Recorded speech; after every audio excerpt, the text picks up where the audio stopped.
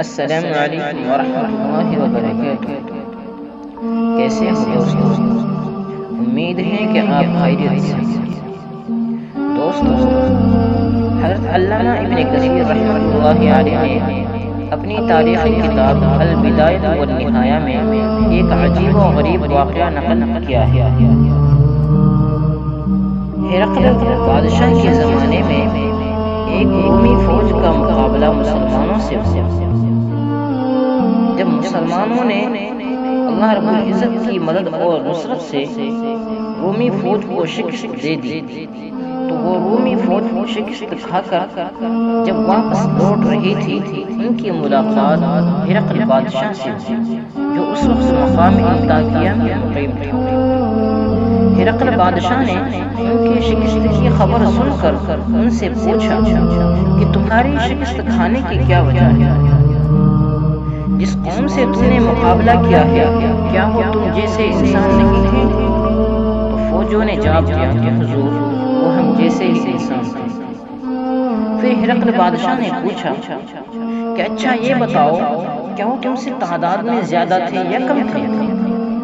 اس پر فوجوں نے جواب دیا کہ حضور، وہ تعداد میں بھی ہم سے کم تھے، ہم تعداد میں ان سے بہت زیادہ تھے۔ پھر تیسرا سوال ہرقل بادشاہ نے یہ پوچھا کہ جب تم جیسے انسان تھے اور وہ تعداد میں بھی تم سے کم تھے تو پھر تمہارے شکست کھانے کی کیا وجہ ہے؟ تم شکست کھا کر کیوں آئے؟ اس وقت اس رومی فوج کے سپہ سالار نے ایک جواب دیا۔ کیا جواب دیا؟ توجہ سے سننے کی بات ہے۔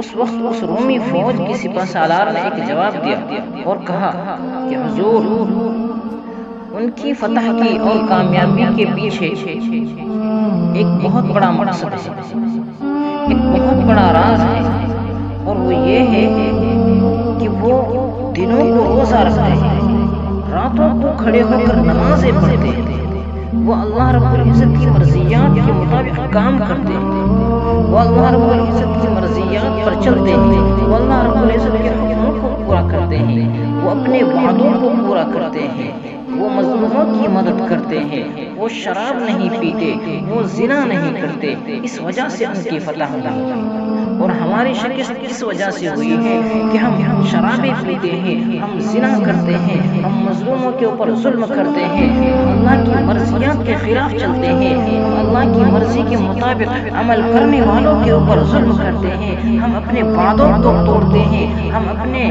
وعدے وفا کو، اپنے عہدوں کو توڑتے ہیں۔ اس وجہ سے ہماری شکست ہوئی۔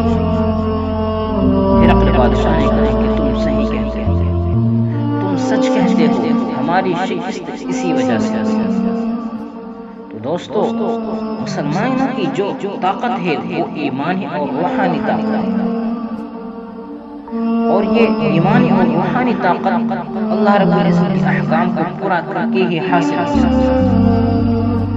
اور یہ خبر دینے والا، یہ مشاہدہ کرنے والا کوئی مسجد کا امام یا مدرسے کا بانی نہیں تھا، بلکہ وہ ایک ایسا شخص تھا جو کہ کافر تھا، مسلمان نہیں تھا، ایک کافر تھا۔ اس نے مسلمانوں کی طاقت کا مشاہدہ کیا اور پھر اس نے اس چیز کا اقرار کیا کہ یقیناً اتنی مختصر سی، اتنی چھوٹی سی جماعت نے اتنی بڑی جماعت کو مغلوب کر دیا، یقیناً اس کے پیچھے اللہ رب العزت کی وہ طاقت ہے جو اس نے اپنے بندوں کو ایمانی اور روحانی طریقے سے عطا فرمائی۔